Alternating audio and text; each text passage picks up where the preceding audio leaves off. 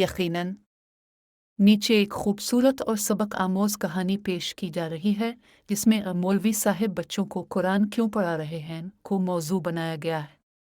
ये कहानी तकरीबन 500 अल्फाज पर मुश्तमिल है। मौलवी साहब और कुरान की रोशनी। सबक आमोज कहानी 500 अल्फाज। एक पुरसुकून गांव में सब लोग मोहब्बत, सादगी और भाईचारे से जिंदगी गुजारा करते थे। इस गांव की खास बात वहाँ की छोटी सी मस्जिद थी जहाँ एक नेक दिल और नरम मिजाज मौलवी साहब रोज़ाना बच्चों को कुरान पाक की तालीम दिया करते थे। मौलवी अब्दुल रऊफ साहब एक बूढ़े मगर हशाश बशाश इंसान थे। इनकी दाढ़ी सफ़ेद थी और चेहरे पर हमेशा एक मुस्कराहट रहती। वो बच्चों से बहुत मोहब्बत करते और उनको न सिर्फ कुरान पढ़ाते बल्कि अखलाक, सफाई, सच्चाई और वालिदैन की इज्जत जैसे अहम सबक भी देते। एक दिन एक बच्चे ने पूछा, मौलवी साहब, आप हमें कुरान क्यों पढ़ाते हैं? क्या ये सिर्फ सवाब के लिए है? मौलवी साहब मुस्कराए, बच्चों को करीब बुलाया और नरम लहजे में कहने लगे, बेटा, कुरान सिर्फ सवाब के लिए नहीं बल्कि ये जिंदगी गुजारने का सच्चा रास्ता बताता है।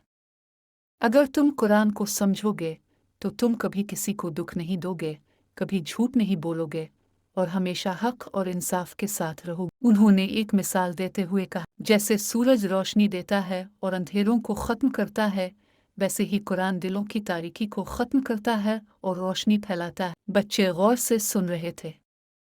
इनमें एक शरारती बच्चा, अली, जो हमेशा हंसी मजाक करता था, आज बहुत खामोश था। जब सब बच्चे चले गए तो अली रुक गया और आहिस्ता से बोला। मौलवी साहब की आंखों में खुशी के आंसू आ गए। बेटा, कुरान हर एक के लिए है। जो भी इसे दिल से पढ़े, समझे और इस पर अमल करे, वो दुनिया व आखिरत दोनों में कामयाब हो सकता है। वक्त गुजरता गया। अली न सिर्फ कुरान पढ़ने लगा बल्कि दूसरों की मदद करने, बड़ों का एहतराम करने और सच बोलने का आदी हो गया। गांव के सब लोग हैरान थे कि ये वही शरारती अली है। एक दिन मस्जिद में जलसा हुआ और सब बच्चों ने तिलावत, तर्जमा और अक़वाल रसूल सुनाए। अली सबसे नुमाया था। जब वो स्टेज से उतरा, मौलवी साहब ने इसे सीने से लगा लिया और कहा, तुम वो रोशनी हो जो कुरान से निकलकर दूसरों को जगमगाती। सबक, कुरान सिर्फ पढ़ने की किताब नहीं, ये जिंदगी बदलने का जरिया है। अगर दिल से पढ़ा जाए तो एक शरारती बच्चा भी नेक इंसान बन सकता है।